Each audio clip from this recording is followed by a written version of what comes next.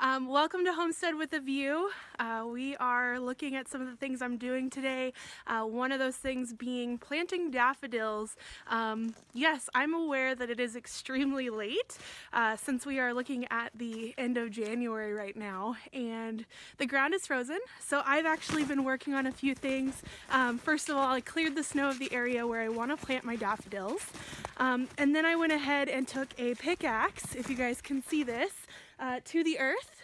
I'm planting about 10 different bulbs today, and 5 of those are Dutch, and then the other 5 will just be a mix. So it'll have some nice yellows and whites this spring, and then in between, this is the area where in the fall I actually planted those mums. So right in front of the chicken coop, it's going to have a cute appeal in the spring and also in the fall with those 2 different types of flowers.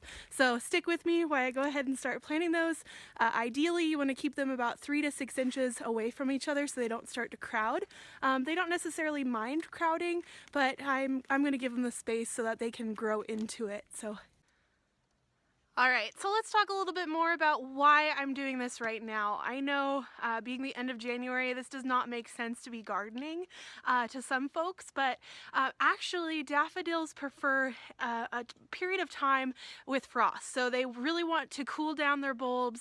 It helps prepare them and actually send up that beautiful shoot in spring to get your flowers blooming that time of year. So ideally, I wanted to go ahead and put them in the ground now. I feel like they have a better chance than me to wait through all summer long and then plant them then. Potentially at that point I would have bulb rot. So with these bulbs I went ahead and prepared the area.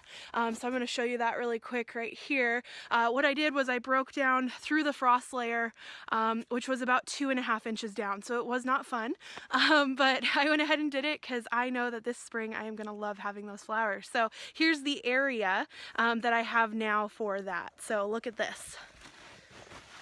So as you can see, I cleared about a square foot area. So within that square foot area, I'm probably going to get about 4 different bulbs in here, just because I really want to give them extra room to fill in this space. So I'm planning on giving them about 5 inches. So then let's go ahead and look at these bulbs when I put them in. I am doing a mixed variety because I kind of like the idea that it's not all the same. And so what I'm going to do is just put them in the ground here for you, and then I'll show you what that looks like. Alright, so here we are with the square foot that I planned, and then the bulbs placed strategically inside that square foot. So I don't really mind that there's a little bit of snow in here. I think the snow will end up helping in the long run. It'll melt out as I add the earth, and it'll actually cause moisture for starting these. So as you can see, some of the bulbs do have some green already started in them. So I'm just going to go ahead and cover these, and then I'll dig another hole and finish up the rest that I have here. So about 6 more. Okay, so after I plotted those bulbs, I went ahead and covered this with the soil. So I did make sure that I broke up any of the frozen clumps so that the soil was soft and loamy, and that way the roots can take root and go ahead and start thriving. So then I went ahead and covered it. Any of the larger chunks of frozen earth that I couldn't break up, I just went ahead and set on top. The next step I'm going to do is actually recover this little spot of land with snow. So that way it will have added insulation to get it through the rest of this winter, and then hopefully in the springtime I'll be able to show you guys the labors of my work. So stay tuned. There we have it, planting daffodils in the middle of winter to get the best spring display. So again, it's now covered up in snow, so there's added insulation to this. Looking forward to having you guys watch more videos.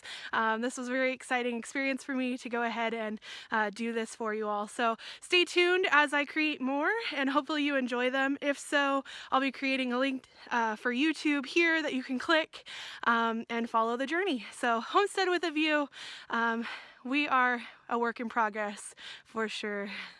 Have a great day, you guys.